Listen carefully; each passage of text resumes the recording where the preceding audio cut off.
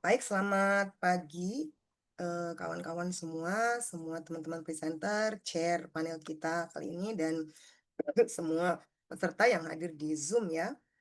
Terima kasih untuk hadir di panel ini. Selamat datang di panel 313 dengan judul panel Keibuan, Keperempuanan, dan Keluarga Antara Norma dan Aktivisme. Gitu. Nah, teman-teman nanti punya waktu 15 menit ya, teman-teman presenter. Tadi kita udah tes audio, video, virtual background, dan juga share PPT, kecuali yang datang telat ya. Nanti harap mudah-mudahan tidak ada technical issues gitu. Nah, panel kita akan dipandu oleh chair panel Mbak Yuyun Sri Wahyuni PhD. Ini kawan saya di Amerika, lama kita Mbak di Amerika bersama, dari FISIP Universitas Negeri Yogyakarta atau UNY. Nanti Mbak Yuyun sebagai chair akan mengingatkan kawan-kawan 3 menit sebelum 15 menit berakhir, dan harap strict ya Mbak Yuyun ya. Gitu. Nah, pertanyaan mohon kami encourage teman-teman peserta untuk bertanya langsung di Zoom, jangan raise hand karena nanti akan ada penilaian sebagai best participants gitu. Tapi kalau misalnya sedang tidak bisa ya menyatakan langsung pertanyaan, bisa melalui Q&A, bukan chat ya, di kolom Q&A. Itu saja, silakan, saya langsung menyerahkan forum ke Mbak Yuyun. Silakan Mbak. Baik, terima kasih Mbak Ira. Selamat pagi. Assalamualaikum warahmatullahi wabarakatuh. Teman-teman semuanya, selamat datang di panel 3.13, Keibuan, Keperempuanan, dan Keluarga Antara Norma dan Aktivisme. Topik ini adalah topik besar yang menjadi kajian kunci dari berbagai macam disiplin ilmu, termasuk sosiologi keluarga, termasuk reproduksi sosial, ya, dan seterusnya. Yang kemudian ketika kita berbicara tentang perempuan, keibuan, dan juga norma, kita melihat banyak sekali kontestasi values di sana, banyak sekali diskursus yang dibentuk dari berbagai macam kepentingan, termasuk ideologi negara, termasuk politik dan ekonomi, dan seterusnya. Kajian-kajian yang terkait dengan keibuan, keperempuanan, dan keluarga ini secara garis besar menggarisbawahi ya, sekaligus juga ada yang resistensi, sekaligus juga memotret bagaimana perempuan itu seringkali diposisikan sebagai identitas yang natural, essentialized seperti itu, dan tidak memandang bagaimana perempuan itu identitasnya dibentuk dan dikonstruksi secara sosial dan juga kebudayaan. Uh, akan menarik sekali melihat dan merespon presentasi-presentasi yang akan disampaikan, dipaparkan oleh teman-teman, dan selamat sudah terpilih untuk menjadi presenters di panel ini ya. Kita ucapkan kepada teman-teman semuanya. Kita langsung saja mulai. Bagaimana figur ibu dalam cerita rakyat Aceh itu potret refleksi nilai religius dan pembentukan karakter anak disampaikan oleh Dr. Anda Mahmudah Fitria, ZAMPD, Ibu Darsita Suparno, dan Mbak Kamilatul Amalia dalam tim. Seperti biasa dan seperti yang sudah disampaikan oleh Mbak Ira juga, paparan waktunya nanti 15 menit, dan teman-teman yang akan memiliki pertanyaan dari masing-masing presentasi, silahkan untuk disimpan terlebih dahulu dan boleh diketikkan di chat box jika berkenan, atau nanti langsung raise hand setelah paparan presentasi semuanya selesai. Harapannya nanti kita memiliki pemahaman-pemahaman yang baru bagaimana keluarga, keibuan, dan juga keperempuanan di Indonesia itu dipahami sebagai sebuah konsep, sebagai sebuah kontur sosial seperti itu, dan kita juga turut membantu untuk mengungkap black box yang seringkali tidak ingin disentuh oleh para peneliti di luar sana terkait dengan isu-isu berikut yang kita diskusikan. Alright, without further ado, kepada Ibu Mahmudah dan tim, dipersilahkan. Terima kasih. Assalamualaikum warahmatullahi wabarakatuh. Yang saya hormati Mbak Ira dan Mbak Yuyun dan juga teman-teman presenter yang lainnya. Dalam kesempatan ini kami bertiga, saya Mahmudah Fitria, Bu Darsita Suparno, dan juga Kamilatul Amaliyah mencoba membuat penelitian tentang figur ibu dalam cerita rakyat Aceh, refleksi nilai dalam pembentukan karakter anak. Mengapa kami mengambil cerita rakyat Aceh? Mungkin pertama, kita melihat bahwa Aceh banyak sekali lahir pahlawan-pahlawan perempuan ya, yang mungkin kita mulai dari kerajaan pertama dulu juga pernah ada di zaman misalnya Sultan Safiatuddin Shah di abad ke-17, atau dilanjutkan dengan Cut Nyadin, Cut Mutia, sampai mungkin sampai peristiwa perdamaian Helsinki juga kita mungkin pernah mendengar nama-nama seperti Samsidar dan juga tokoh-tokoh wanita lainnya yang cukup mempengaruhi perkembangan perjuangan perempuan Aceh. Tapi dalam kesempatan ini saya mencoba melihat bahwa ternyata beberapa cerita rakyat Aceh itu banyak sekali menampilkan figur seorang ibu. Seorang ibu di sini artinya bahwa cerita ini menampilkan kehidupan sehari-hari ibu yang mungkin maaf di sini konteksnya karena kecenderungan atau memang mayoritas agama di Aceh itu adalah Islam, maka ibu di sini digambarkan seperti seorang ibu yang menuntun, maksudnya mengajarkan ajaran-ajaran Islam kepada putra-putranya. Kami di sini tidak mengambil banyak cerita, cuma hanya beberapa beberapa cerita yang coba kami ambil, yaitu diantaranya pertama kami mengangkat Amat Manyang, Banta Baransa, Putri Pakes, dan Putri Naga. Kami mengambil cerita ini karena melihat bahwa di situ muatan figur ibunya cukup banyak. Mungkin gitu ya. Untuk selanjutnya, nah sebenarnya cerita rakyat ini adalah warisan tradisional yang tidak hanya berfungsi sebagai hiburan. Di situ banyak sekali kita mendapatkan sarana edukatif yang bisa diajarkan dari si penulis ingin menyampaikan pesan-pesan untuk unsur-unsur edukatif kepada si pembacanya. Dalam cerita rakyat juga terdapat nilai-nilai individu, sosial, dan agama. Dalam penelitian Daan 2001 juga mengatakan. Selanjutnya ada juga penelitian Andalas yang juga mengatakan bahwa sosok ibu dalam cerita rakyat Nusantara sebagai sosok yang baik, guru, dan memahami transformasi. Nah, nilai-nilai religius keislaman berkaitan erat dengan nilai hidup masyarakat Aceh, sehingga budaya yang diwariskan juga tak luput dari nilai-nilai Islam. Jadi hampir sebagian besar cerita rakyat Aceh itu muatannya mengandung nilai-nilai religius yang kecenderungannya kepada Islam.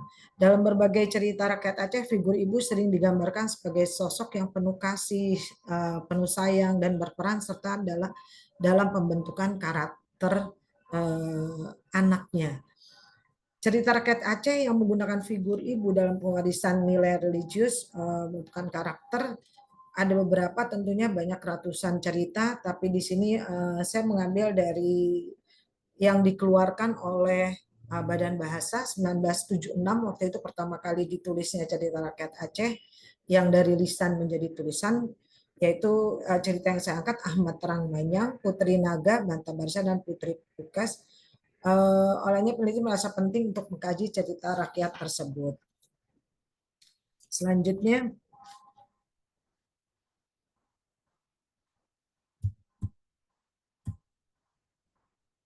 Kamila.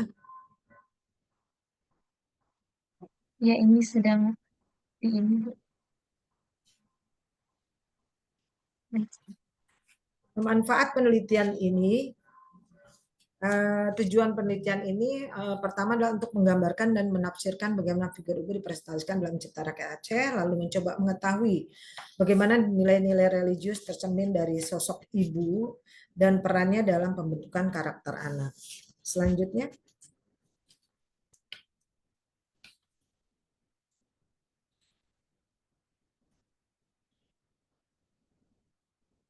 Selanjutnya, Kamila.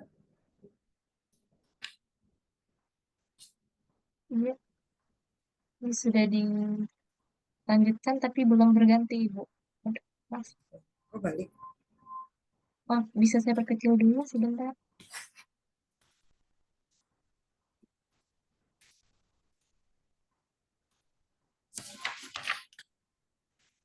Selanjutnya di sini manfaat penelitian, manfaatnya penelitian ini mengharapkan akan memberikan perspektif atau pengkajian citra rakyat Indonesia bahwa sastra tidak hanya berperan sebagai sarana hiburan, melainkan juga sebagai media pewaris nilai-nilai religius dalam pembentukan karakter anak.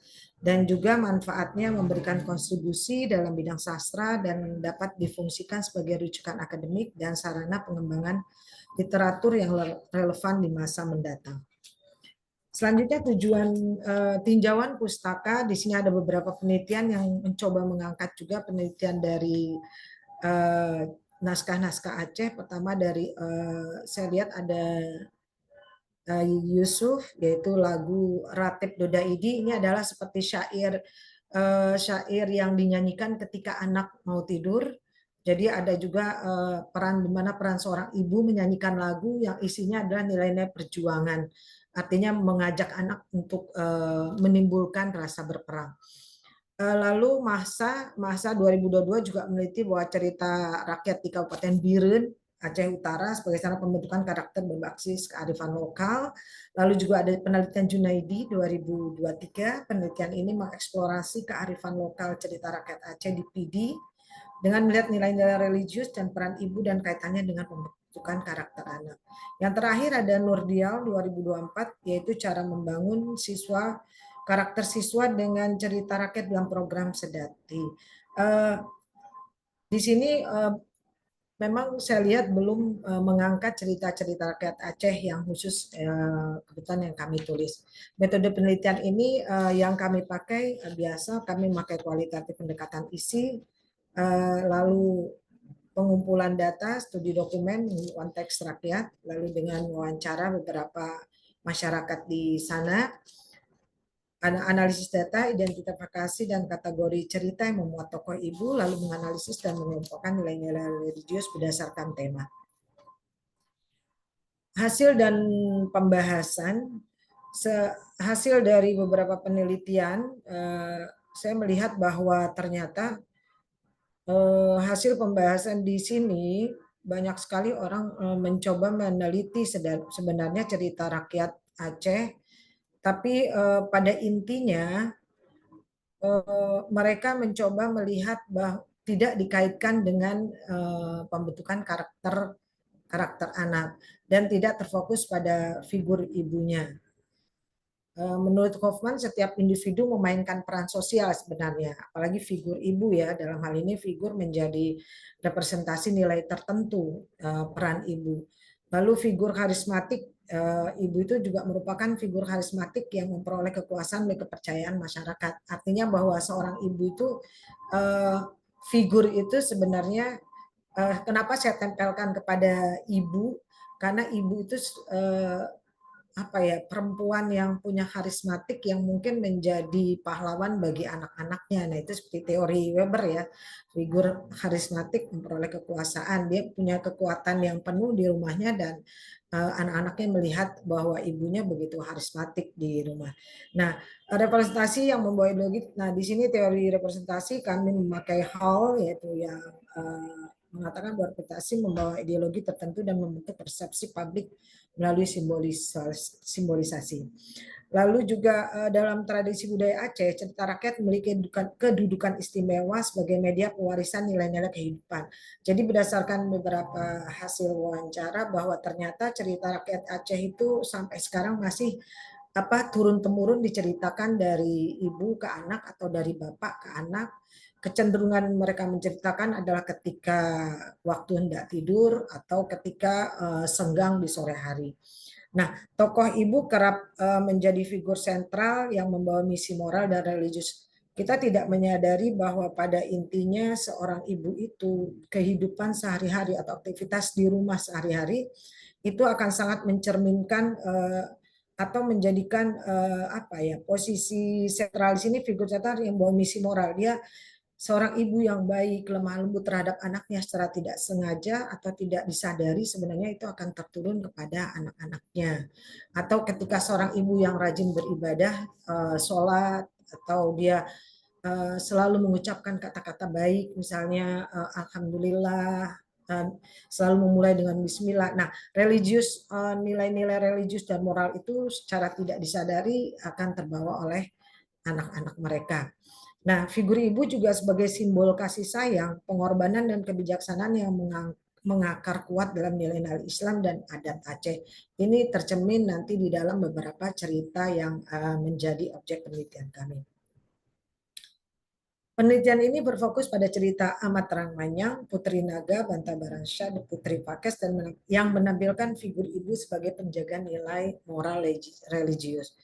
Lalu pendidikan karakter berbasis moral knowing yang menyentuh moral feeling dan diimplementasikan dalam tindakan ini menurut Thomas Lickona mengatakan bahwa pendidikan karakter sebenarnya berbasis pada moral knowing yang menyentuh moral feeling. Jadi sebenarnya karakter itu dia kaitannya dengan moral ya, moral feeling juga perasaan, bagaimana dia berempati dan bersimpati itu juga sebenarnya merupakan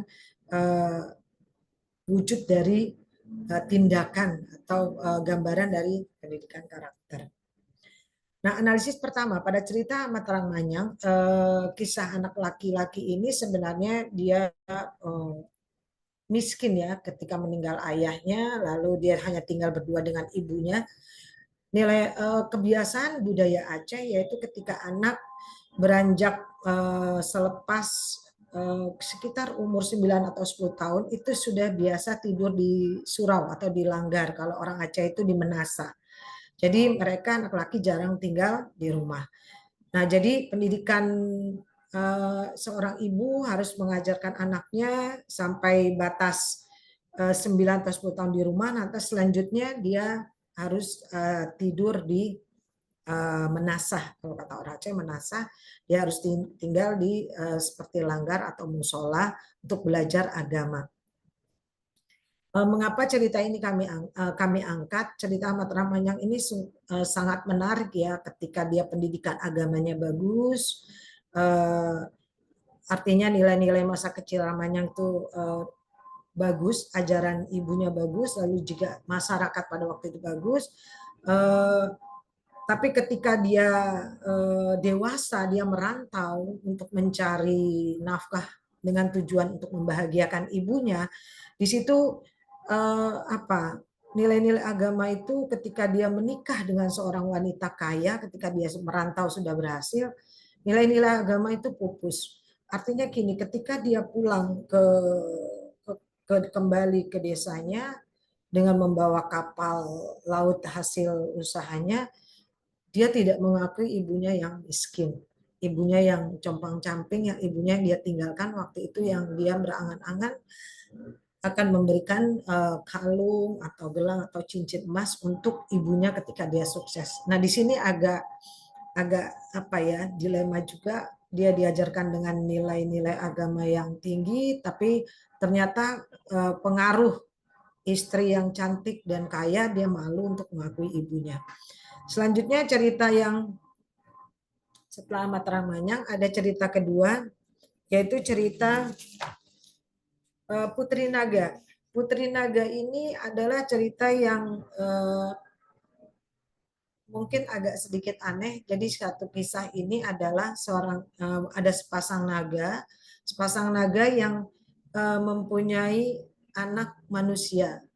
Nah, tapi ketika naluri seorang ibu, maksudnya naluri naga ini, seorang ibu naga ini dengan lahir walaupun anaknya terlahir sebagai manusia, dia mendidik dengan kasih sayang sampai anaknya dewasa. Sekali lagi ajaran-ajaran ini timbul tidak melekat ketika ada pesan dari ibunya, jangan nak kamu pergi ke pantai karena di situ nanti akan berjumpa dengan orang-orang yang akan mengambil kamu. Isi ibu takut kehilangan anaknya. Tapi satu hari si anak ini merasa bahwa kenapa saya hanya dikurung di dalam gua, tinggal dengan ayah ibu dan tidak berteman. Dia pergi keluar dan ketika dia ke pantai, dia bertemu dengan kapal yang kebetulan singgah di tepi pantai, dia lalu diambil, dan betapa sakit hatinya kedua naga ini ketika tahu anaknya diambil. Nah, Ibu Mahmudah, waktunya tinggal 1 menit lagi ya. Satu Sorry menit. saya terlewat tadi. Ah, ya, Iya, terima kasih. bisa di-wrap up Mungkin saja. itu ya. Tadi jadi kembali cerita naga tidak bisa ini ya, anak melanggar nasihat ibunya. Lalu yang cerita ketiga, cerita rakyat Banta Baransyah juga penuh. Ini yang cerita akhir dengan bahagia, artinya dia miskin juga, tapi nasihat ibunya yang terus mengikuti ajaran-ajaran agama dia membawa dia akhirnya hidup bahagia menikah dengan seorang putri dan memboyong ibunya ke istana. Lalu cerita keempat, cerita selanjutnya ada cerita Putri Pukas. Putri Pukas ini adalah cerita dari Aceh Gayo yang bagaimana seorang putri didikan oleh seorang ibu dengan baik, lalu dia bertemu dengan suaminya, dan ketika suaminya akan membawanya pergi ke daerah yang berbeda, si putrinya dinasihati oleh ibunya, nak, janganlah kamu menengok ke belakang karena nanti kamu akan rindumu tidak akan terlepas, tidak akan bisa hilang kalau melihat rumah ibumu lagi. Maka ketika dia berjalan meninggalkan ibunya, nah dia kembali melanggar pesan ibunya. Dia menengok ke Ibu, belakang dan dia, boleh langsung ke kesimpulan. oke. Mungkin Ya, yang terakhir kesimpulan, Mbak Kamila. Eh, Mbak Kamila langsung bisa di kesimpulan. sudah keluar di screen Oke, saya yang kesimpulannya ini, Bu. Ya. jadi ya dapat kita simpulkan cerita rakyat di Aceh berperan sebagai sarana pembelajaran moral dan pembentukan karakter anak. Tokoh ibu sebagai salah satu tokoh sentral digambarkan sebagai simbol kasih sayang, pengorbanan, dan penjaga moral. Figur ibu dalam cerita rakyat Aceh, khususnya Ahmad Ramanyang, Putri Naga Banta Baransyah, dan Putri Fukas, merepresentasikan nilai-nilai religius yang penting dalam pembentukan karakter anak melalui narasi yang kaya akan moral. Mungkin itu saja penyampaian penelitian kami bertiga. Mohon maaf apabila terburu-buru. Sekali lagi terima kasih. Assalamualaikum warahmatullahi wabarakatuh. Saya kembalikan kepada Mbak Yuyun. Baik, terima kasih banyak Ibu Mahmuda, Ibu Darsita, dan Ibu Kamila, Mbak Kamila ya, atas paparannya terkait dengan hikayat tentang Ibu di Aceh. Saya kira nanti pertanyaan-pertanyaan yang muncul juga akan sangat menarik, Bu Mahmuda dan tim terkait dengan bagaimana Ibu itu digambarkan di Aceh. Aceh selama ini kita kenal merupakan daerah yang unik ya. Kita punya Inong Bale di sana, kita punya resistensi perempuan yang kuat terhadap struktur kenegaraan dan seterusnya.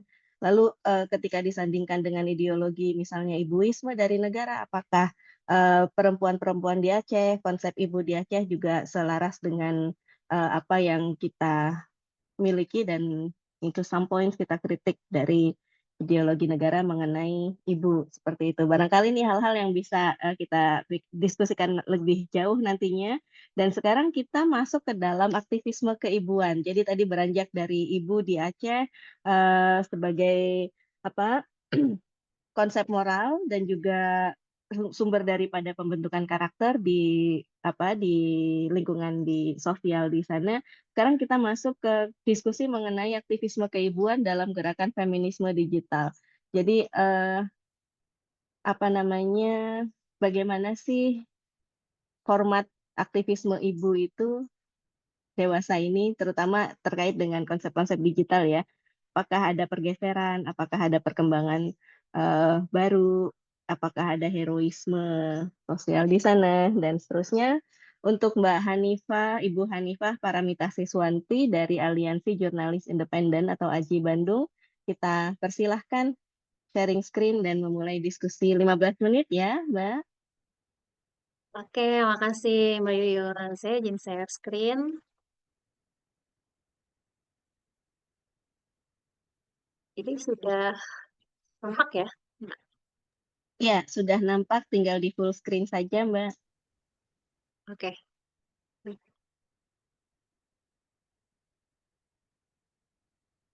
Oke, sudah ada ya? Baik.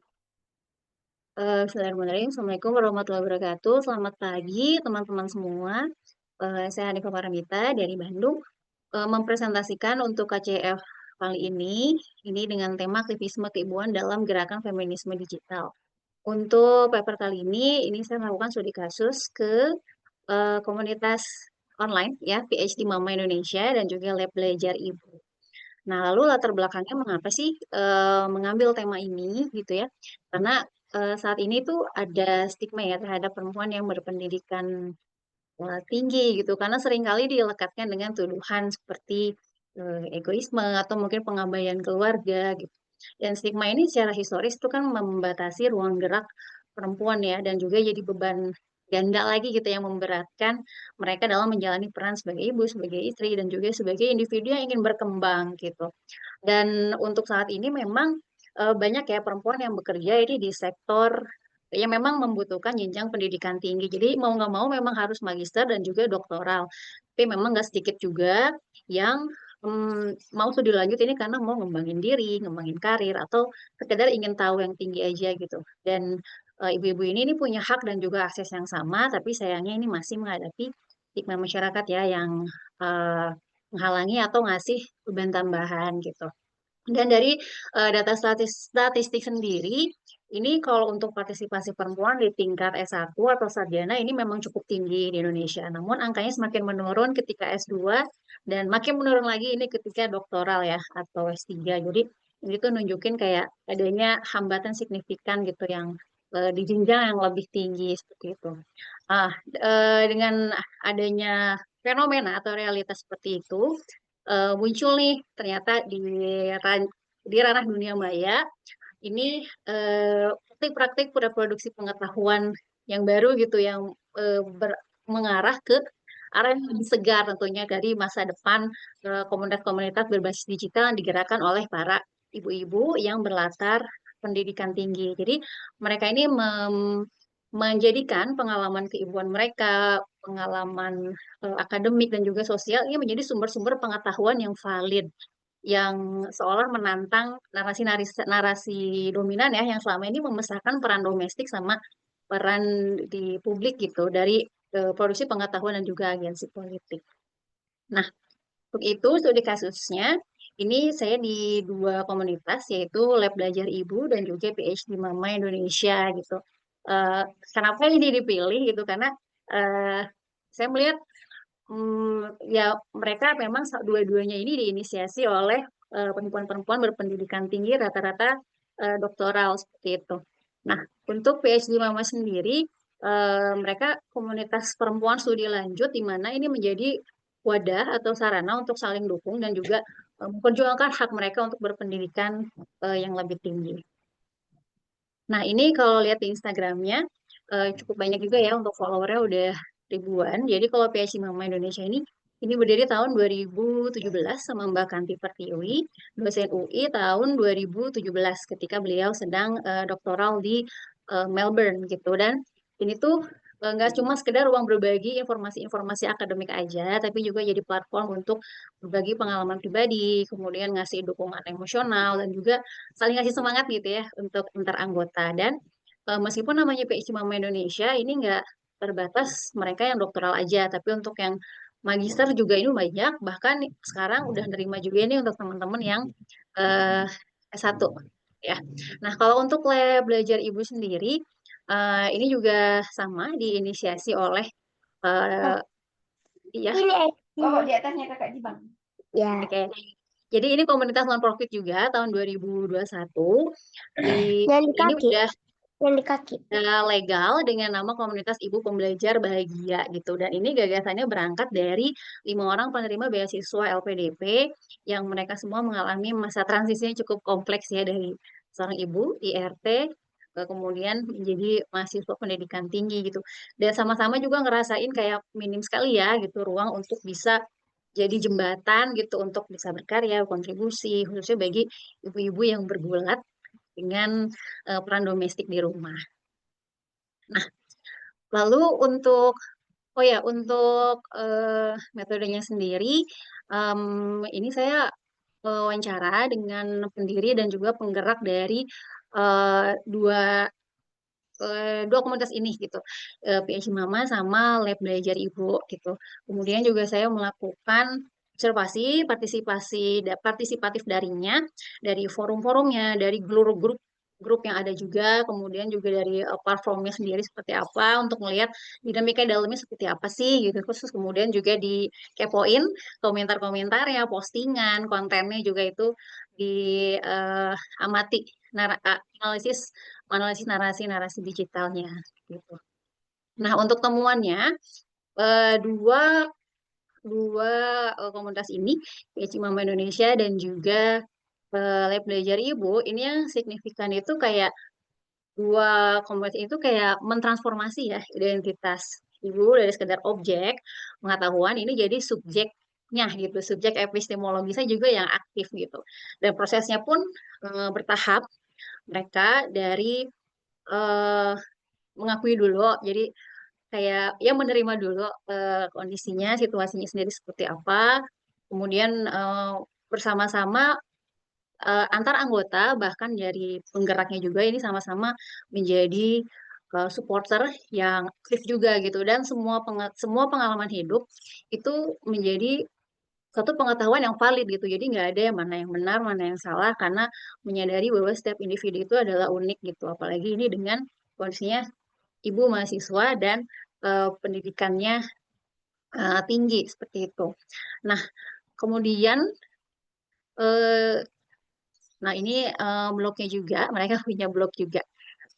Lalu untuk temuan keduanya, ini si dua komunitas ini sama-sama merekonstruksi makna pendidikan dan juga produktivitas gitu. Jadi mereka ini komunitas-komunitas yang aktif merekonstruksi makna pendidikan. Jadi menantang definisi pendidikan yang sempit itu gitu, yang berorientasi patriarki gitu ya. Jadi untuk perempuan yang mengenyam pendidikan tinggi itu nggak hanya kontribusi pada pengasuhan aja gitu, tapi juga ke kualitas hidup keluarga itu secara keseluruhan, menyeluruh. Dan ini tentunya memperluas makna pendidikan itu sendiri ya, di luar pencapaian karir atau mungkin gelar akademis, tapi ada konteks yang lebih luas yang ingin disampaikan dari makna ini gitu.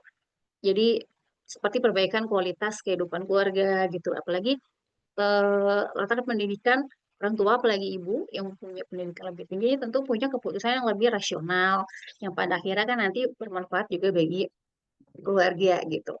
Dan juga menantang konsep produktivitas yang sempit ya, dan juga berorientasi finansial gitu, bahwa kontribusi perempuan itu selalu harus terukur secara finansial gitu, dan melalui aktivitas-aktivitas di komunitas ini kerja-kerja sosial perempuan itu diakui, kemudian menjalankan domestik peran-peran domestik secara sadar juga itu adalah bentuk karya juga kan gitu, itu kan adalah salah satu bentuk karya dan yang juga gitu. Jadi redefinisi itu kayak perlawanan simbolik ya ke kapitalisme patriarki lah, yang seringkali mengabaikan juga meremehkan nilai-nilai dari kerja-kerja domestik dan juga sukarela dari perempuan.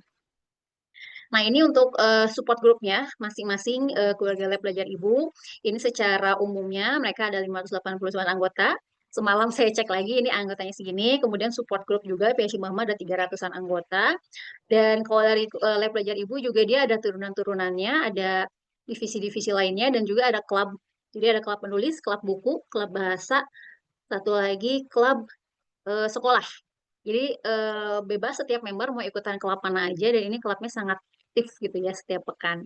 Untuk support group juga ini bisa saling mensupport, misalnya sesimpel bisa minta tolong downloadin eh, jurnal ilmiah ini enggak gitu. Nah, itu tuh pasti ada yang punya akses secara gratis dan kita saling berbagi akses jurnal ilmiah itu gitu yang diperlukan seperti itu, dan juga hal-hal lain seperti pembicaraan beasiswa atau juga hal-hal lain yang relevan.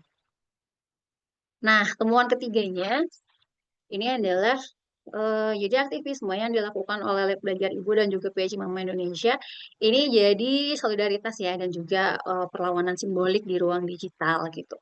Komunitas-komunitas ini tuh serasa menjadi support system yang kuat untuk anggota-anggotanya gitu ya, supaya bisa lebih pede, nggak insecure lagi gitu ya, terus beban kognitifnya berkurang gitu ya, karena kalau ibu mahasiswa kan beban kognitifnya sangat padat gitu ya gitu. Jadi ini menjadi ruang support yang sangat-sangat kuat juga gitu, dan juga menjadi ruang aman bagi para ibu ini untuk berbagi tantangan, berbagi perjuangannya seperti apa, dan kualitas ini tentunya membuat para anggotanya ini kayak oh iya ya lelah saya ini valid ya gitu dan bisa bisa diatasi ya dan juga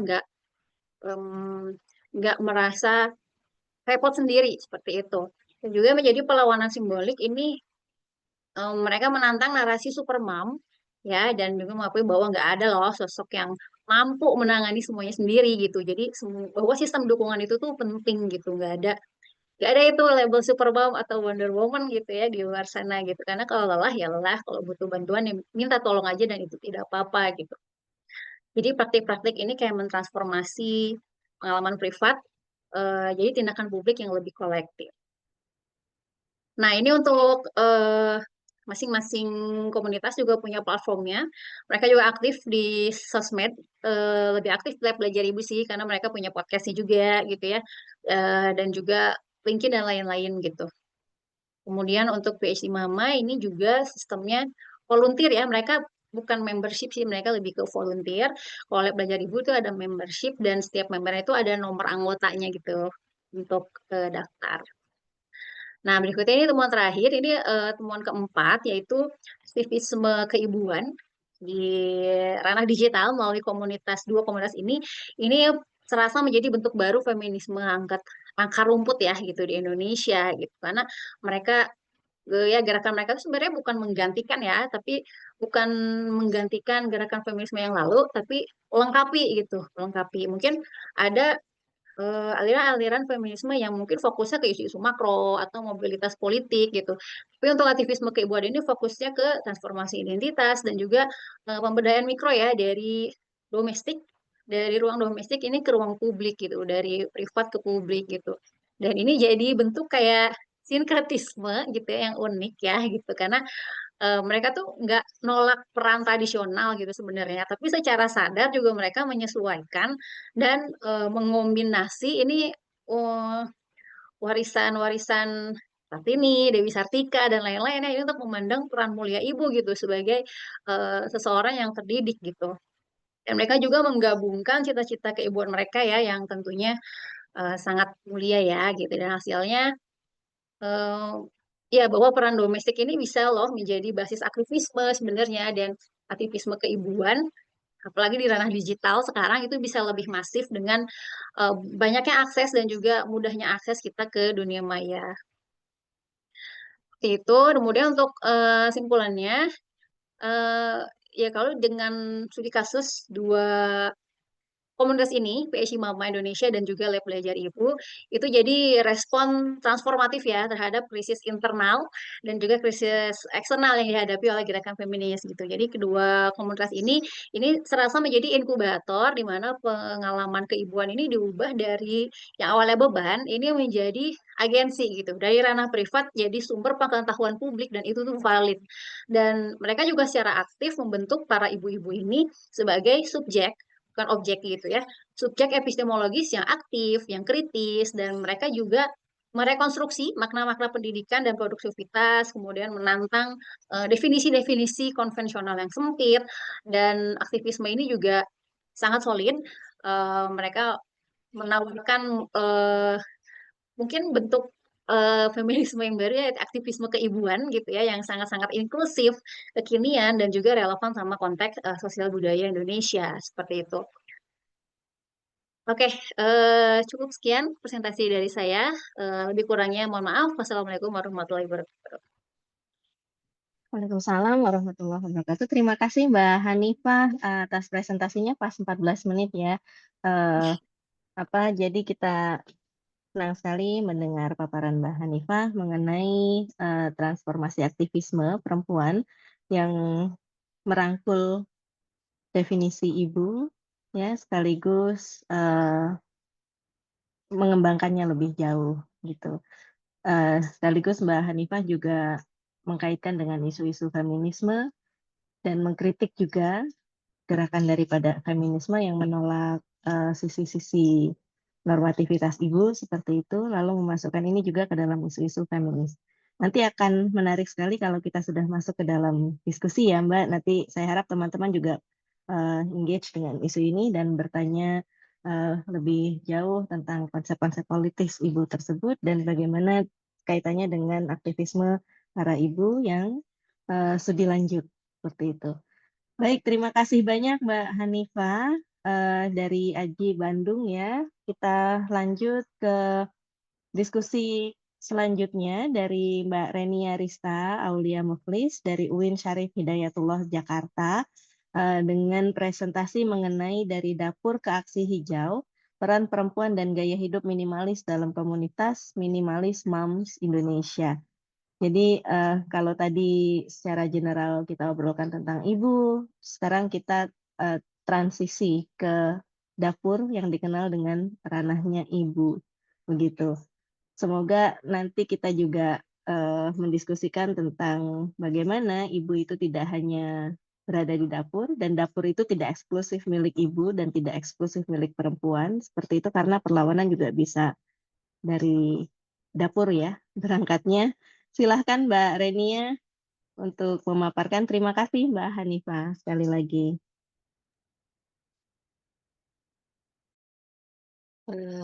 Baik, saya akan share screen dulu. Apa sudah muncul? Baru loading Mbak. Oh ya, Oke, sekarang sudah. baik.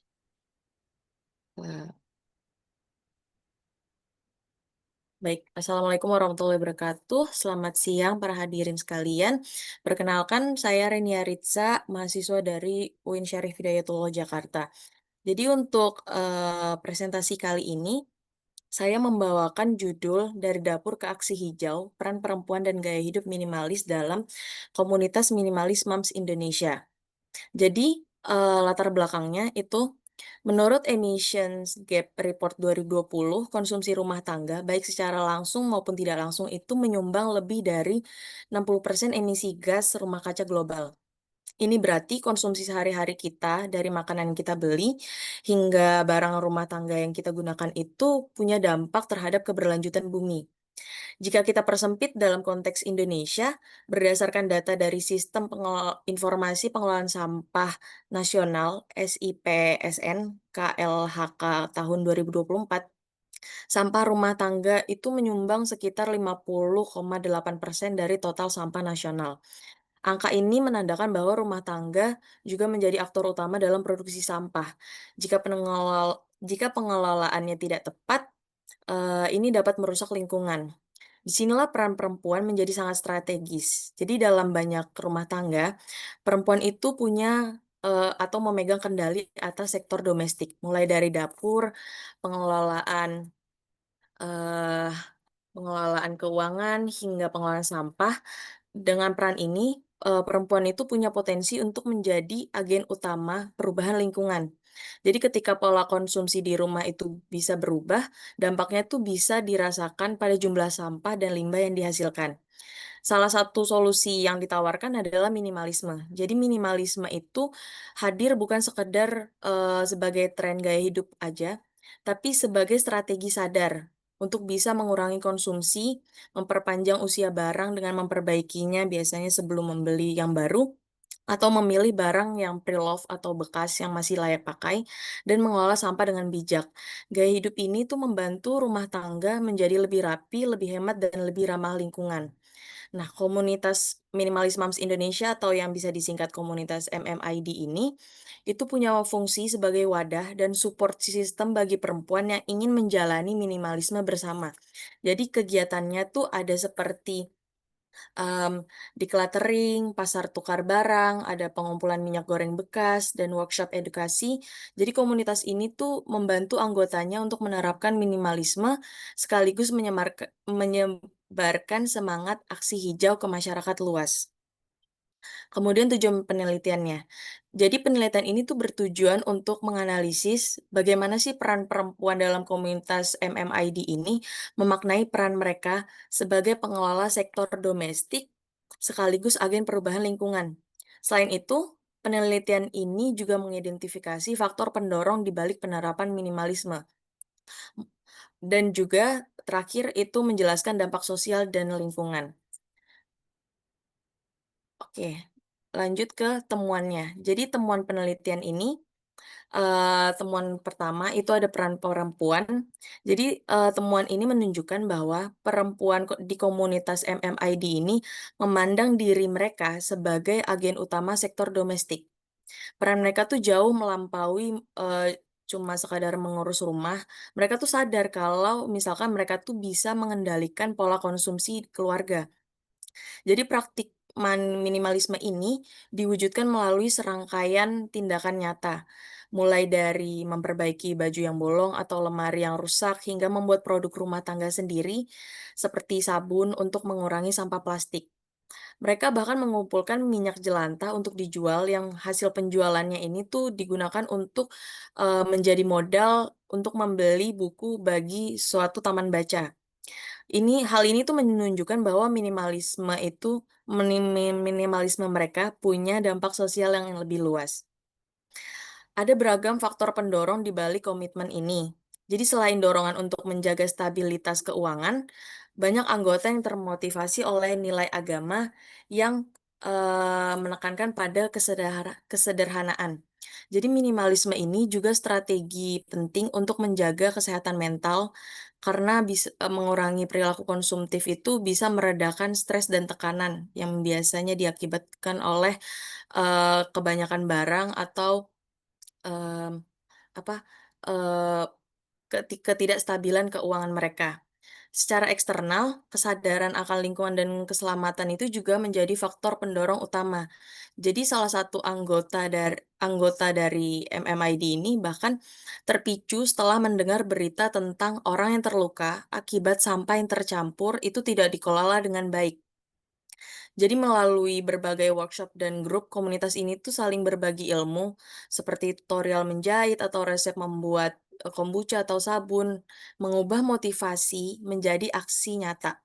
Semua ini tuh membuktikan bahwa minimalisme ini bukan sekedar gaya hidup, tapi sebuah pilihan sadar yang penuh makna dan didorong oleh kepedulian.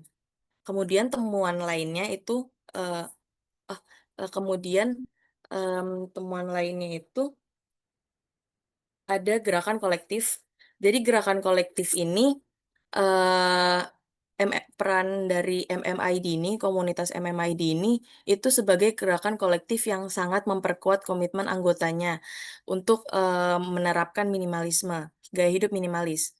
Komunitas ini tuh menyediakan ruang belajar dan dukungan yang konsisten melalui berbagai kegiatan, misalkan seperti, tantangan decluttering yang struktur.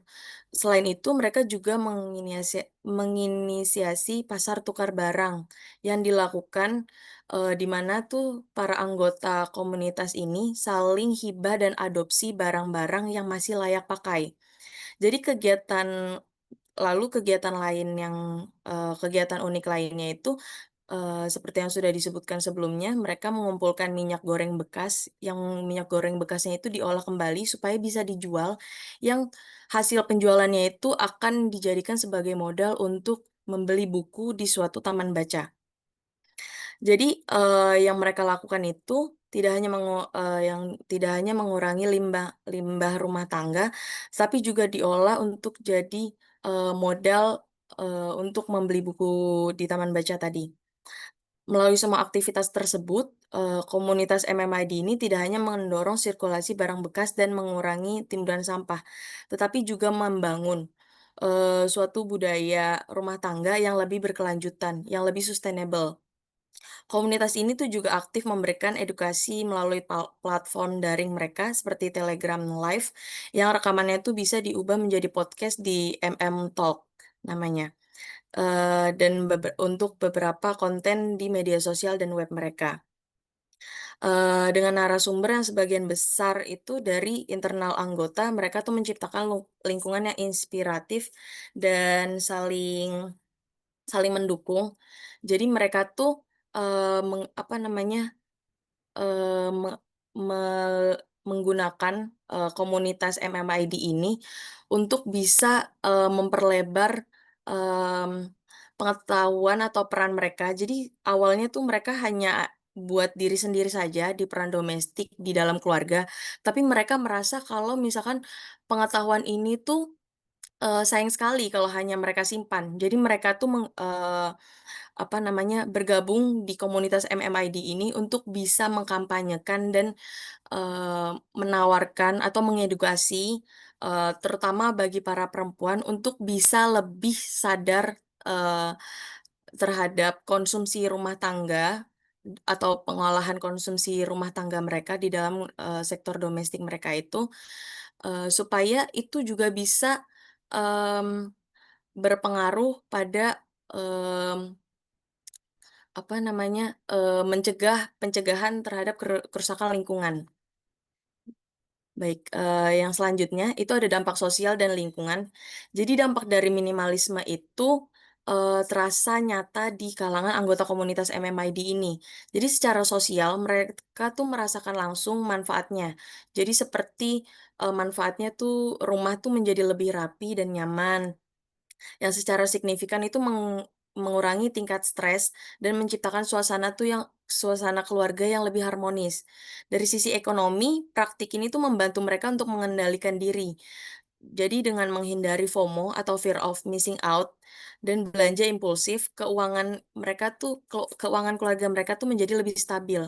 Bahkan sebagian anggota yang bekerja itu mampu menyisihkan lebih banyak uang dan ditabung karena mereka tidak lagi membeli barang yang baru, melainkan memilih untuk mendapatkan barang hibahan dari orang lain.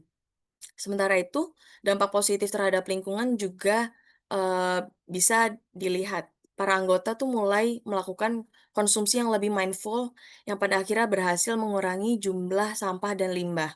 Dengan barang yang digunakan lebih lama dan lebih bijak, mereka tuh secara kolektif berhasil mengurangi jejak ekologis rumah tangga. Semua ini tuh membuktikan bahwa perubahan kecil yang dimulai dari rumah itu dapat menghasilkan dampak yang lebih berkelanjutan.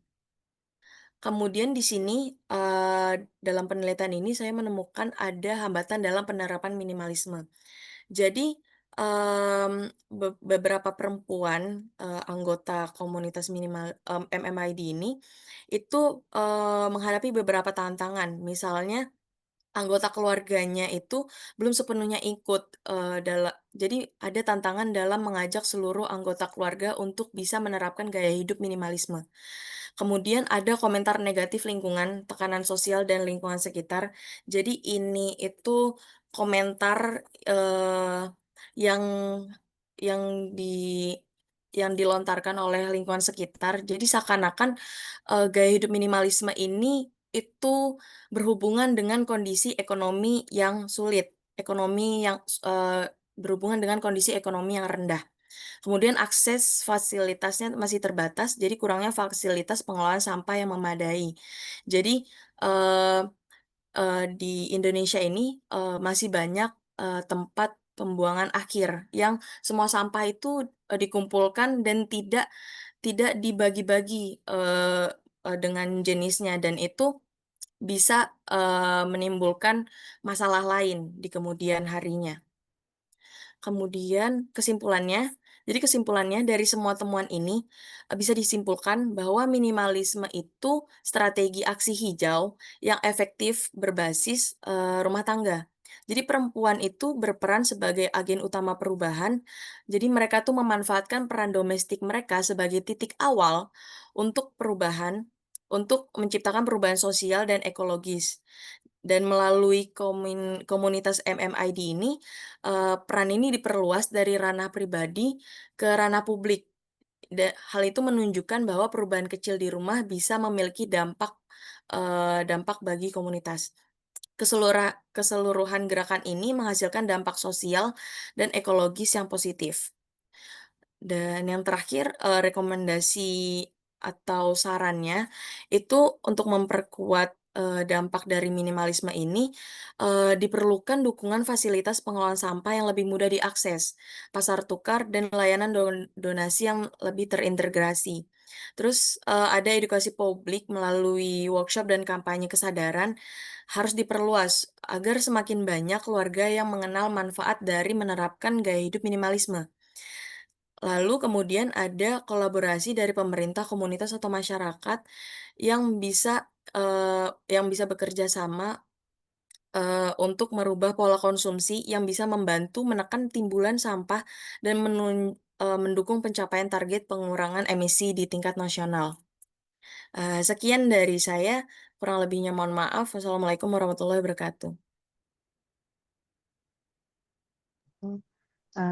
Terima kasih Mbak Renia atas presentasinya. Saya kembali mengingatkan ke teman-teman jika ada pertanyaan ya bisa diklik di Q&A. Q&A. Ya, silahkan diklik Q&A, lalu diketik pertanyaannya di sana, tidak di kolom chat box kita ya. Atau nanti juga bisa ditanyakan secara langsung ketika sudah masuk ke dalam sesi diskusi. Seperti itu. Ya, kita barusan selesai mendiskusikan tentang peran perempuan dalam gaya hidup minimalis dan komunitas minimalis di Minimalis Moms Indonesia ya, oleh Mbak Renia.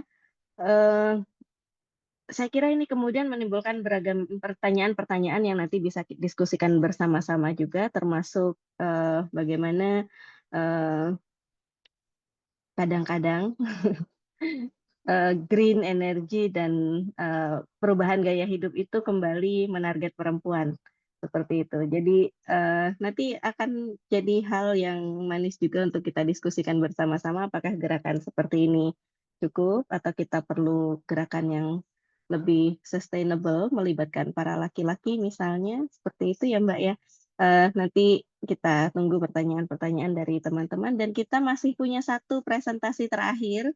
Sebentar ya Mbak Nila dan Mas Toms untuk pertanyaannya nanti kita akan lanjutkan untuk sesi tanya jawab, tetapi masih ada satu presentasi lagi dari Ibu Musdawati. Mbak Musda, apakah sudah hadir di sini? Sudah ada Mbak Yuyun. Oke, baik, terima kasih. Tema presentasinya adalah ketahanan keluarga di kalangan perempuan kepala rumah tangga pasca konflik dan bencana di Aceh. Ya, ini nanti akan membawa pemahaman kita lebih lanjut tentang peran-peran perempuan, ya. Dan dipersilahkan Mbak Musda. Baik, terima kasih Mbak Yuyun. Assalamualaikum warahmatullahi wabarakatuh. Selamat pagi teman-teman semuanya. Apa boleh saya share screen ya? Ya, silahkan. Sudah bisa, Kak. Sebentar. PPT-nya sudah dibuka dulu ya Mbak ya, supaya nanti bisa tershare screen-nya. Oh ya, ya. Sebentar.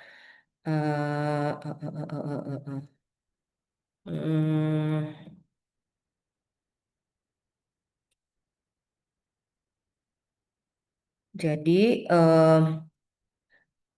hari ini saya akan sedikit berbagi tentang sebenarnya ini adalah preliminary penelitian saya, penelitian awal untuk melihat salah satu isu yang hari ini ada dalam masyarakat Aceh, khususnya di kalangan keluarga yang dikepalai oleh perempuan, itu bicara tentang ketahanan.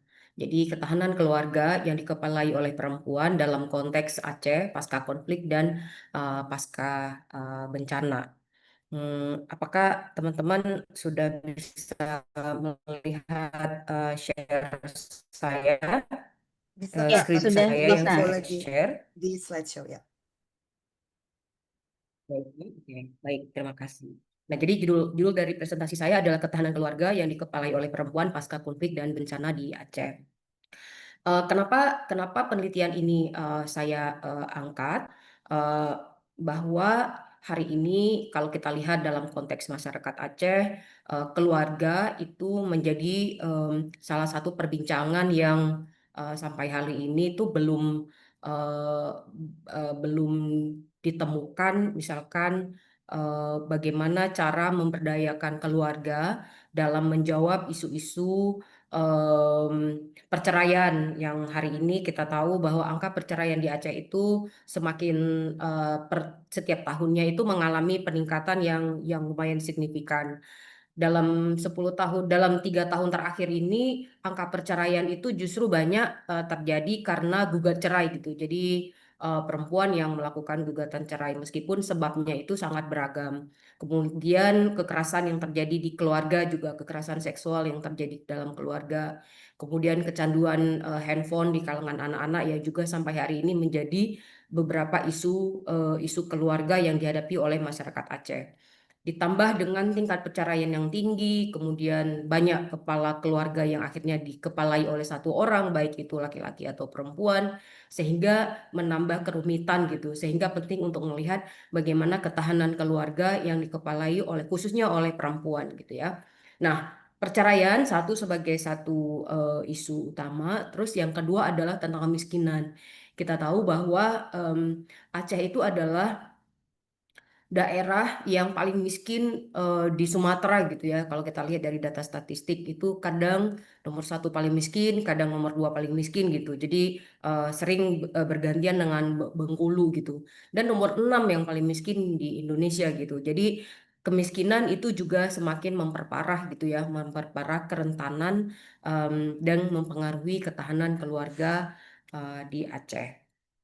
Nah, seperti saya katakan tadi bahwa kalau kita bicara tentang ketahanan keluarga di Aceh, itu ketahanan keluarga di Aceh itu menghadapi beberapa tantangan ya, bahwa terjadinya tingkat perceraian yang cukup tinggi juga karena kemiskinan dan juga karena budaya patriarki yang kita tahu bahwa Aceh itu khususnya di Aceh itu kita punya budaya patriarki yang mengakar kuat gitu ya di dalam sistem maupun dalam struktur masyarakat. Meskipun nanti kita lihat bahwa patriarki di Aceh itu dia sifatnya fluktuatif gitu ya. Kadang kurang patriarki, misalkan kita punya wali kota yang perempuan gitu ya. Tapi pada sisi yang lain kita lihat bagaimana perempuan dibatasi terhadap akses-akses pendidikan, akses-akses ekonomi dan ruang berekspresi lainnya. Nah, kalau dilihat dari data statistik ada 22% rumah tangga di Aceh itu dikepalai oleh perempuan gitu. Ini data yang dapat dari BPS Aceh tahun 2022. Meskipun sebenarnya data ini tidak menggambarkan situasi yang sebenarnya karena kadang-kadang di desa itu tidak terupdate gitu ya jumlah rumah tangga yang dikepalai oleh perempuan.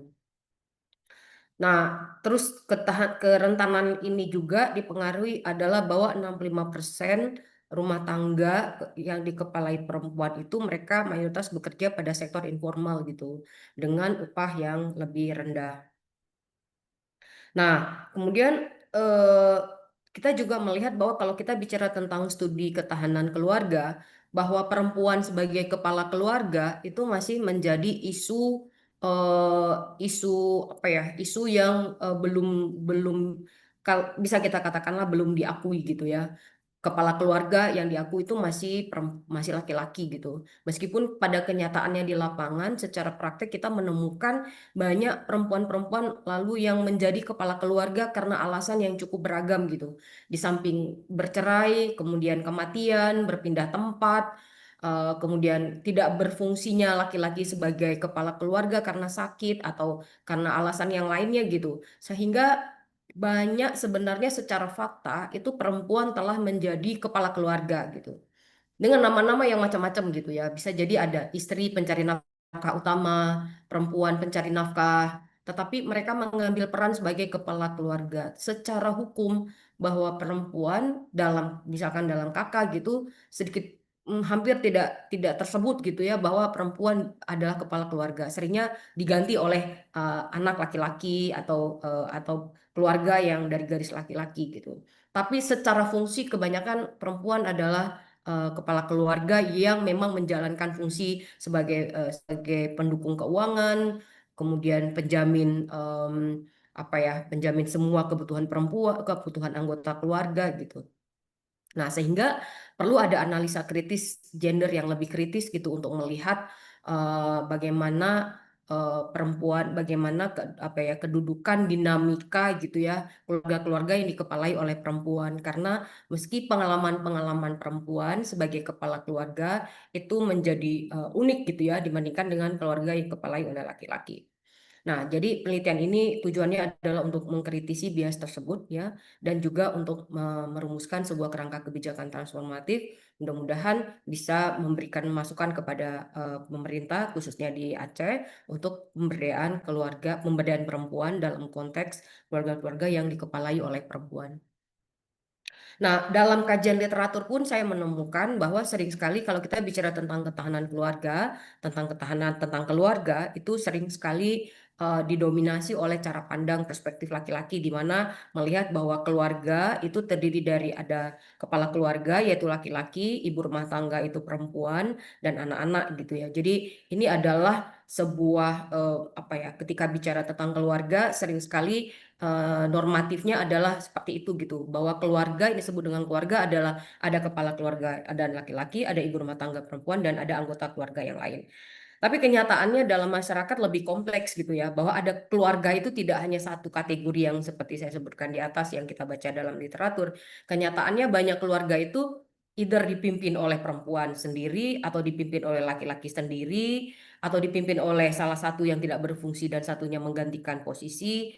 Malah ada keluarga itu yang tidak ada ayah dan ibu gitu ya, yang ada hanya anak-anaknya saja gitu, anak-anak atau anak dengan nenek atau anak dengan kakek gitu. Jadi di fakta literatur kita menemukan ada seperti penyederhanaan tentang definisi keluarga, atau belum mengadopsi tentang keluarga yang sebenarnya terjadi di lapangan. Tapi ketika kita lihat dalam masyarakat, definisi keluarga itu nyaris sangat beragam gitu.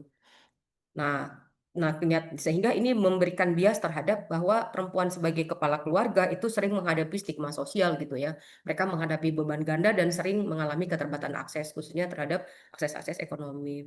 Nah, jadi sehingga perlu ada sebuah studi baru yang lebih menekankan pada pentingnya analisa gender gitu ya, untuk melihat bagaimana karakteristik dinamika keluarga-keluarga yang khususnya dikepalai oleh perempuan. Nah, jadi dalam konteks Aceh saya menemukan ada berbagai macam tantangan gitu ketika kita bicara tentang perempuan sebagai kepala keluarga. Dan tantangan ini sifatnya sangat multidimensi gitu. Dari struktur, secara struktural juga, secara sosial juga gitu. Misalkan ada stigma-stigma sosial gitu ya, yang semakin memperkuat diskriminasi dan pembatasan peran. Misalkan perempuan apa ya, perempuan kepala keluarga apalagi yang masih muda gitu sering sekali dicurigai gitu ya dalam masyarakat gitu, dan itu menjadi isu penting gitu. Nah, kemudian ada beberapa hambatan terhadap dokumen-dokumen hukum. Kita tahu bahwa misalkan em, eh, eh, banyak misalkan perempuan itu tidak punya nama gitu atas kepemilikan tanah, misalkan atas kepemilikan apa aset gitu ya, karena dianggap bahwa itu adalah laki-laki, dan yang paling banyak yang mewarisi gitu ya itu juga adalah laki-laki. Nah, jadi ini juga di antara beberapa hal yang mungkin perlu dilihat untuk diberikan intervensi yang lebih inklusi gender gitu. Nah, tadi saya bicara tentang ada beberapa tantangan, salah satu diantaranya adalah budaya patriarki. Meskipun di Aceh itu menerapkan budaya patriarki, cuman bukan berarti bahwa budaya patriarki yang diterapkan di Aceh itu sama seperti budaya patriarki di Arab gitu misalkan ya. Di Aceh itu saya melihat agak sedikit ada fluktuasi gitu ya. Kadang-kadang patriarkinya menguat, kadang patriarkinya melemah gitu ya. Misalkan seperti saya katakan tadi bahwa kita punya wali kota perempuan gitu ya, yang menunjukkan bahwa ada pemimpin yang perempuan pada pemimpin yang boleh kita sebut ada tertinggi gitu ya dalam struktur eksekutif di Kota Banda Aceh. Tapi itu tidak menjamin bahwa sebenarnya persoalan perempuan tidak ada, bahwa partisipasi perempuan itu sudah setara gitu. Itu enggak begitu juga potretnya gitu. Di kenyataan sehari-hari kita menemukan ya masih banyak perempuan juga yang mendapatkan kesulitan terhadap akses pendidikan, pekerjaan yang layak, kemudian terhadap pinjaman-pinjaman di bank, dan akses terhadap layanan-layanan publik lainnya gitu. Nah, jadi kita melihat bahwa budaya patriarki ini itu kadang membatasi akses perempuan ya terhadap pendidikan juga, terhadap kepemilikan akses dan ruang publik gitu. Nah, jadi memang Aceh itu agak unik ya. Kita punya konflik yang cukup panjang, kita punya bencana yang juga cukup hebat ya. Dan konflik dan bencana itu betul-betul mempengaruhi tidak hanya struktur tapi kultur dalam budaya masyarakat Aceh gitu. Bahwa kita tahu konflik itu dulu perempuan bisa begitu karena konflik perempuan memiliki banyak akses, tetapi kemudian pasca konflik bencana, kemudian ketika sekarang normal itu kembali lagi ke posisi semula gitu ya, bahwa kita tahu bahwa laki-laki dan perempuan itu masih punya banyak tantangan-tantangan untuk bisa kita lihat bahwa mereka itu adalah setara. Nah, jadi memang perlu ada sebuah canda pandang dekonstruksi yang baru ya terhadap budaya patriarki untuk agar lebih bisa menjamin kesetaraan di dalam masyarakat. Nah, jadi metodologi yang saya gunakan ini adalah pendekatannya adalah kualitatif, fenomenologis, gitu. Data saya peroleh melalui wawancara dengan beberapa kriteria. Jadi dilihat ada usia, ada status pernikahan, pengalaman sebagai penanggung bersama dalam utama, gitu ya. Dan juga melakukan observasi partisipatif karena saya sendiri juga tinggal di Banda Aceh. Saya bergaul dengan banyak perempuan-perempuan di Banda Aceh dengan berbagai macam lapisan perempuan. Jadi berharap bahwa pendekatan fenomenologis ini bisa betul menangkap pengalaman-pengalaman perempuan dalam membangun ketahanan keluarganya gitu. Nah, ini secara singkat bahwa ini ada beberapa hal utama yang saya temukan di dalam proses penelitian yang saya lakukan. Saya bisa menemukan bahwa ada beberapa isu isu utama ketahanan perempuan kepala keluarga di Aceh gitu ya. Saya melihat bahwa isu utamanya itu adalah pada hambatan pendidikan gitu ya. Meskipun kalau kita lihat secara umum di Aceh itu pendidikan keluarga di Aceh itu sudah tidak membeda-bedakan lagi pendidikan terhadap anak laki-laki dan perempuan. Kalau kita lihat 3 menit lagi ya, Mbak Musda. kalau dilihat di kampus itu mayoritas memang pendidikan setelah diakses secara bersama. Tetapi tentu ini tidak menggambarkan secara keseluruhan di dalam masyarakat pedesaan, pendidikan itu masih menjadi isu utama gitu ya. Khususnya daerah-daerah yang jauh dari perkotaan, sehingga akses terhadap pendidikan, khususnya bagi anak perempuan masih menjadi isu. Dan kemudian ada keterbatasan modal. Mayoritas keluarga-keluarga yang dikepalai oleh perempuan, kalau dari hasil penelitian yang saya dapat, itu adalah mereka mayoritas maksimal menamatkan pada level SMA gitu. Dan itu juga berdampak pada keterbatasan modal karena mayoritas mereka hidup di dalam kondisi yang miskin gitu.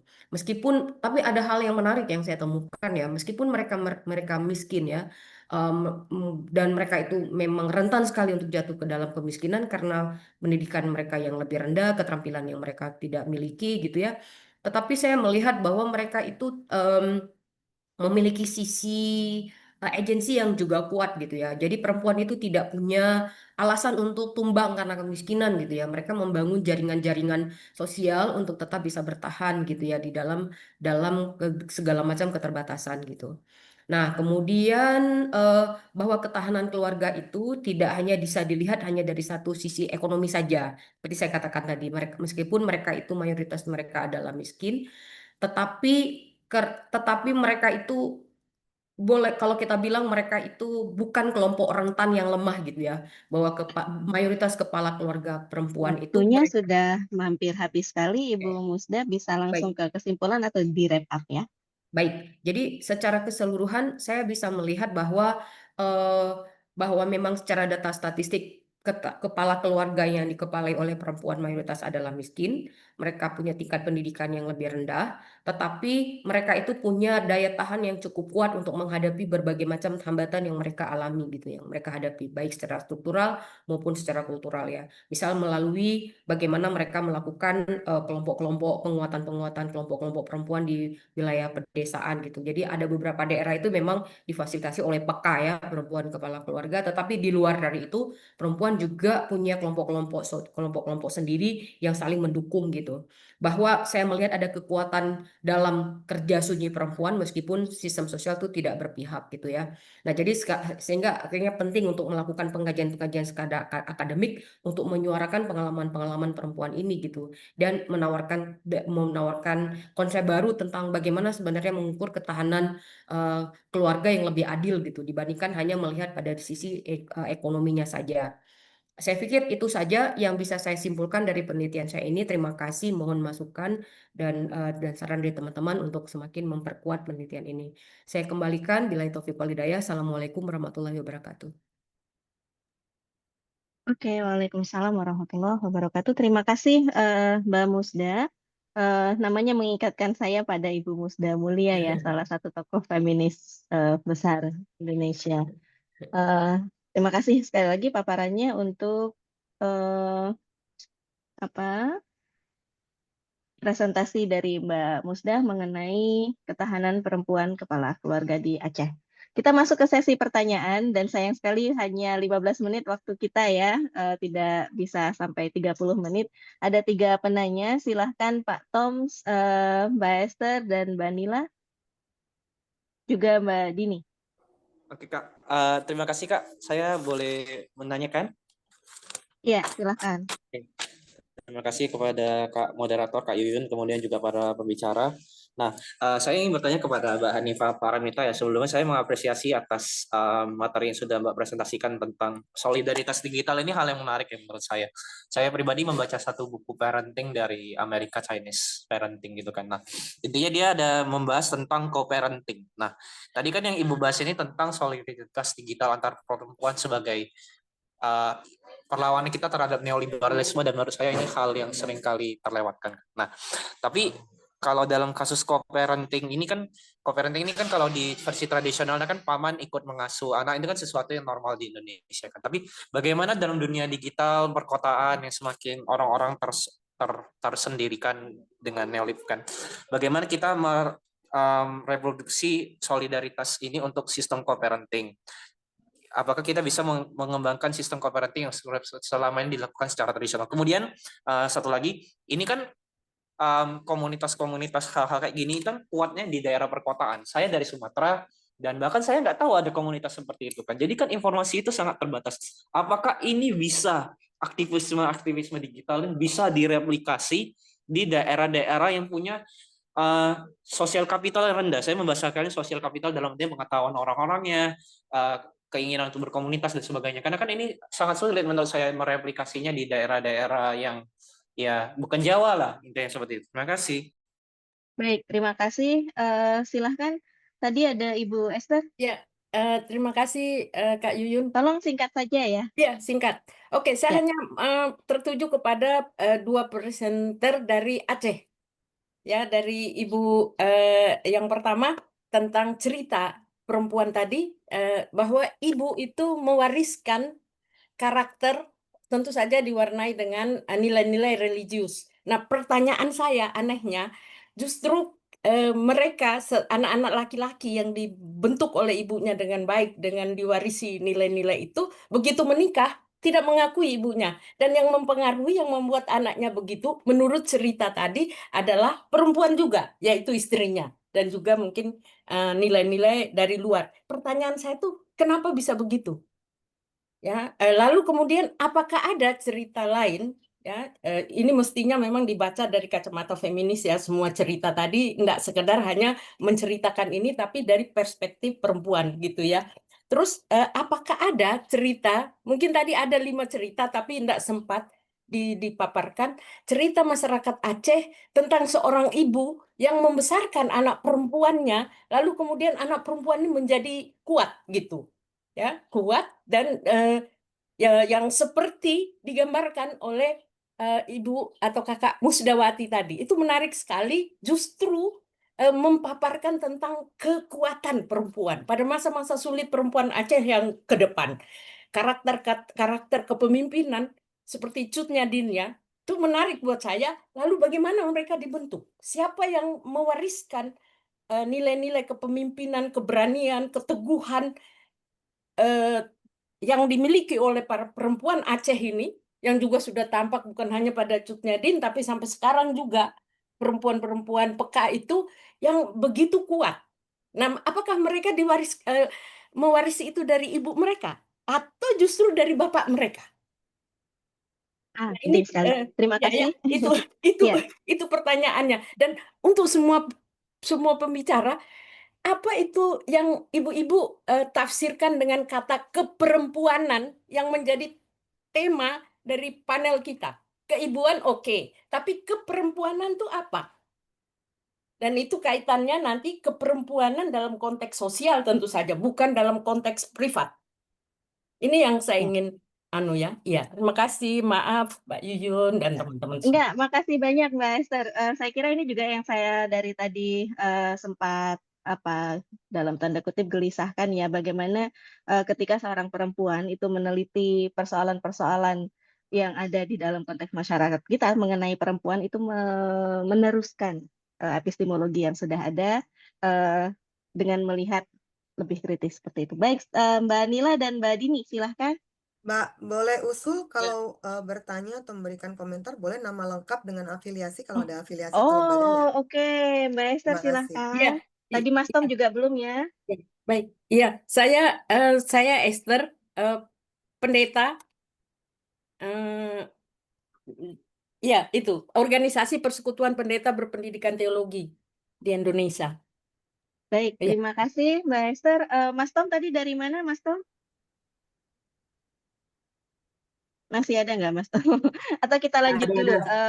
Sorry, saya Oke. Om Chandra dari perkebunan kerja sebagai pekerja di kelapa sawit. Saya dulu ikut sekolah tinggi-tinggi, Pak. Terima Iya, kasih. saya masih ingat Mas Tommy. Makasih banyak ya. Ayo silahkan Mbak Dini. Atau saya? Sorry. Ya. Terima kasih, Saya. Nila dari. Boleh yang mana dulu, Mbak Nila dulu. Baik, silahkan Mbak Nila. Ya, saya dari Ruang Mitra Perempuan atau Rumpun di Malang. Ada 2 pertanyaan saya untuk yang pertama adalah Bu Mahmudah, hampir mirip dengan yang lain tadi, hanya saya persingkat. Gini, dalam cerita-cerita kepahlawanan atau cerita tentang sosok ibu tadi, bagaimana itu bisa dikontekstualisasi dalam kondisi sekarang gitu ya. Misalnya juga dalam era sejarah juga termasuk ada konflik gitu. Karena saya itu pernah di Aceh cukup lama gitu, saya pernah datang ke masyarakat yang tiba-tiba anak-anak itu bilang gini, "Oke, kamu pakai celana pendek, saya tembak kamu." Itu ada anak laki-laki yang ngomongnya sampai kayak gitu kepada anak-anak perempuan gitu. Jadi bagaimana itu dikontekstualisasi dari sejarah-sejarah cerita tadi, itu yang pertama. Yang kedua dengan Mbak Hanifa, ya jadi kalau kita ngomong tentang perempuan, itu saya pikir juga tidak homogen ya. Ada yang berbasis kelas gitu, ada privilege. Saya pikir komunitas yang tadi diteliti itu adalah sangat urban, sangat kelas menengah dan lain sebagainya gitu. Saya jadi kepo gitu. Apakah mereka juga membahas mengenai kompleksitas relasi kuasa berbasis gender yang terjadi di kelas menengah mereka, yang itu bisa menjadi pembelajaran juga buat yang lain gitu. Sehingga tidak hanya cerita-cerita positif bagaimana peran mereka dari kelas menengah lalu membantu yang lain, tapi juga bagaimana mereka juga mencoba gitu membedah relasi kuasa yang bisa timpang meskipun juga terjadi pada di kelas menengah juga gitu. Terima kasih. Baik, terima kasih banyak Mbak Nila. Pertanyaannya sangat penting. Mbak Dini silahkan. Ya, terima kasih. Saya ingin berbagi sedikit pengalaman. Saya kebetulan sedang studi doktor komunikasi di Bisik Ursu dan saya kebetulan adalah pekerja pada Badan Usaha Milik Negara di perkebunan. Saya ingin bercerita bahwa saya sudah kurang lebih 15 tahun sebagai pengurus di Serikat Pekerja Perkebunan dengan satu alasan singkat saja, bahwa dulu ketika saya masuk di tahun 2003, saya tidak melihat adanya hak yang sama antara pekerja laki-laki dan perempuan. Pekerja perempuan itu tidak memiliki kemampuan atau hak untuk menanggung dibanding laki-laki. Itu yang memotivasi mengapa saya memasuki proses yang sangat panjang dan perjuangan yang sangat panjang untuk mendorong perubahan kebijakan itu. Bayangkan selama seratusan tahun sampai tahun 2018 kemarin peraturan itu masih berlangsung. Jadi perusahaan sendiri itu menetapkan argumentasinya itu berdasarkan undang-undang perkawinan bahwa perempuan bukan kepala rumah tangga. Mengubah narasi itu menjadi bahwa perempuan dan laki-laki adalah pekerja yang memiliki hak yang sama, dan basis argumentasinya adalah undang-undang ketenagakerjaan, itu prosesnya sampai belasan tahun. Dan kita berinteraksi dengan orang-orang yang tidak paham tentang hak-hak itu. Dan akhirnya tahun 2019 terjadi perubahan yang cukup mendasar, perempuan bisa menanggung suaminya dan menanggung anak-anaknya. Nah, ini sesuatu hal yang luar biasa. Yang saya ingin sampaikan bahwa ketika kita berjejaring dan masuk ke dalam satu wilayah konstruksi kekuasaan, relasi kuasa dan orang yang menghadapi proses mencapai titik-titik tertentu itu prosesnya sangat panjang. Itu pertama. Dan sampai hari ini kalau kita bicara tentang jumlah misalnya ini sebagai sebuah perbandingan, di perkebunan itu sendiri perempuan itu hanya 2-3%. Selebihnya laki-laki. Penyerapan tenaga kerja sangat tidak maksimal terhadap akses itu. Sementara devisa yang diberikan oleh perkebunan khususnya sawit itu luar biasa besar kepada negara ini. Baik, Itu Ibu Dini boleh menjadi, masuk pertanyaannya ya, atau saya tidak komentarnya? bertanya, saya hanya sekedar ingin Oh, berbagi cerita ini. Artinya mungkin teman-teman yang ingin tertarik meneliti tentang wilayah ini itu saya pikir chance-nya besar sekali. Itu bahwa persoalan-persoalan yang disampaikan oleh narasumber dan lain sebagainya, saya pikir itu persoalan yang terus kita hadapi dimanapun dan pada level manapun. Tapi konsistensi dan keseriusan kita untuk memperjuangkan itu saya pikir tidak boleh padam. Terima kasih. baik, terima kasih Mbak Dini, saya sepakat. Kita langsung lanjutkan ke respons dari para pembicara Mbak Yuyun, presenter kita sebenarnya hari ini. maaf, sebenarnya ini banyak sekali pertanyaan di Q&A, di kolom Q&A ada Oh, 12. Tapi saya kok nggak bisa sepertinya lihat ya, Mbak? ada 12. Semua peserta juga bisa lihat. Oh, oke. Tadi saya klik Jadi nggak keluar, sekarang baru keluar. Mau ada saya bacakan atau seperti apa? sepertinya udah nggak ada waktu ya, karena kita Ya, sayang sekali. bisa nggak satu presenter 1 menit gitu, karena ini kan 12.15 harus selesai, paling tidak saya berikan extra time 5 menit karena kita harus foto bareng ya gitu. Oke. Bisa nggak 1,5 menit aja satu presenter untuk Singkat, menjawab ya? padat, dan jelas ya teman-teman. Boleh dimulai dari siapa saja langsung yang sudah siap untuk menjawab. Oke, saya boleh ya. Ya. Baik, ini jawab cepat aja ya. Tadi untuk Pak Tom tentang co-parenting ya, dan juga untuk apakah bisa direplikasi gitu untuk gerakan ini. Untuk co-parenting ini bisa banget ya untuk si komunitas ini tuh untuk sama-sama membangun jaringan support gitu ya, untuk support sistem yang kuat juga gitu. Tapi untuk co-parenting jangan lupa juga kalau tujuan utama co-parenting kan ini untuk kesejahteraan anak ya. Jadi jangan lupa juga untuk selalu ditanyakan bagaimana perasaan anaknya dan juga divalidasi anaknya, dan juga jangan lupa untuk memvalidasi perasaan masing-masing seperti itu. Nah, kemudian juga untuk mereplikasi komunitas serupa yang mungkin urban gitu ya, untuk di daerah seperti apa, sangat bisa, tapi mungkin pendekatannya berbeda ya, karena sebenarnya em, bukan direplikasi untuk si komunitasnya, bukan platformnya sih sebenarnya ya, tapi lebih ke tujuannya gitu, lebih ke fungsinya gitu. Jadi sama-sama menciptakan ruang aman untuk sama-sama berbagi, untuk memvalidasi pengalaman perempuan, untuk sebagai sumber pengetahuan juga, dan juga untuk membangun jaringan solidaritas.